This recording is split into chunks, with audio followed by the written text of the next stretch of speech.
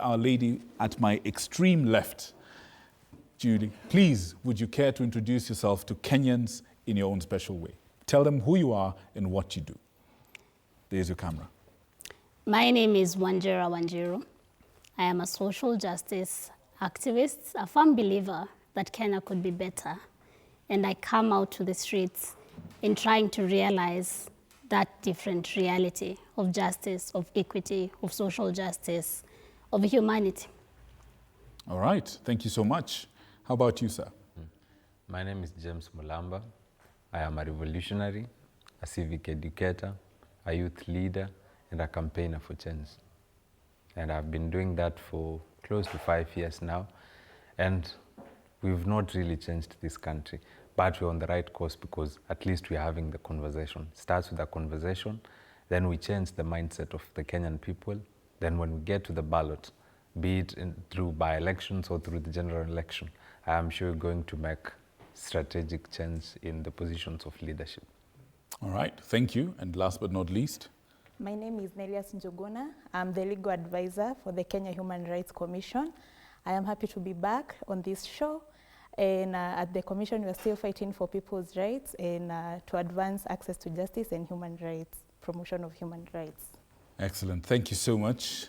And of course, we will be joined by Chris Otieno, who's joining us from Mombasa. He's going to be joining us live and direct. I'm made to understand Chris is with us. Hello, Chris. Good evening. If you can hear us, say hello. Hi, that is my name. I'm a security expert, and I'm really glad to be in this conversation. Thank you very much, Victor. And for now, the wonderful group of people that we have in our studio tonight, each time you speak, or at least speak for the first time, we should be able to hear your name and get to know what you do, all right? Thank you so much. Now, here's how we're going to do it. We have some time. We have until 11:30 p.m., okay? So we have just under an hour and a half, give or take with some breaks here and there. I would like us to help us to actually have everyone have a chance to speak. So if you get a chance, make your point as punchy as possible, and we keep it going, all right? Thank you so much. Now, I have a question for you. I don't want to call you by your Christian name because this is how you introduced yourself. Wajira, a few years ago, an image of you on the streets of Nairobi, I believe it was Moi Avenue, if I'm not wrong, went viral across the world. And for people who had never known who you are and what you do, that was their first introduction to you and the voice that you carry and the things that you fight for. I need you to talk to us a little bit about the first time you ever joined a protest. What pushed you to leave your home, the comfort of your home or whatever it is you're doing, to face what has now become a reality that every protest will be met by police, tear gas, and sometimes death? What pushed you out on the streets for the first time? I grew up in Mathare slums, and police killings and police brutality, what Kenyans are witnessing now in this time, was a reality for the people of Mathare, for the people of Dandora, for the people of Kibera, and all the slums of Nairobi. And I felt that, why are we normalizing this? Why are we normalizing police killing young people like right to life is not a constitutional right? Jela ni za nini kama vijana wamekosea na hawapelekwi through the justice system. And so we young people who were fresh from high school, I was 19 years old when I co-founded the Mathare Social Justice Center with my colleagues who were in the civic space for a long time, Gasheke Gashihe. And we started documenting the people who are being killed and telling our story, that these are not just thugs. This is a son, this is a father, this is a friend, this is a humanizing, so that it's not just that.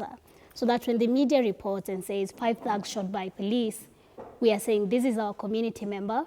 We would very much appreciate that the law is followed in every single case. It's not just a number. It's not just a number. And today we say it's not just a hashtag. These are real people. And so that is how we started organizing the first protest against police brutality. And we started going for Saba Saba March for Our Lives in 2018, reclaiming the spirit of Saba Saba, when Kenyans defied Moi's dictatorship when Kenyans reclaimed their sovereignty. So in 2018, the social justice movement in Kenya organized the first Sabasaba March of Our Lives, bringing all the ghetto people together from Dandora, Kayole, everywhere. And it was a very powerful march. And every other subsequent Sabasaba, we have been on the streets. On 2020, I was particularly enraged about the continuation of these killings, that despite our publishing of a book that had 803 killings of Kenyans who had been killed by police. It was the first report in Kenya showing that this is a systemic thing that happens, drawing in the attention of Kenyans on police brutality and police killings. Still, this was happening. That despite our protests in 2018, in 2019, it's now 2020, it's becoming a trend. We are not being heard. So I was very angry. And that is why when police arrested me, I was like, I'm not going anywhere with you. I felt very violated. I felt like you're not respecting the Constitution, you're killing us, you're not hearing us. And that is why I chanted that when we lose our fear, they lose their power. I needed Kenyans to know that we need to stand in defense of life. We need to stand in defense of law, of the Constitution, of justice. And 5 years later, it feels like we're still stuck. Yeah, because actually about that, it's from when you started up to now, I'm sure the list of names has grown from 803. Right now, I imagine it's unimaginable to even know just how many people. Does this journey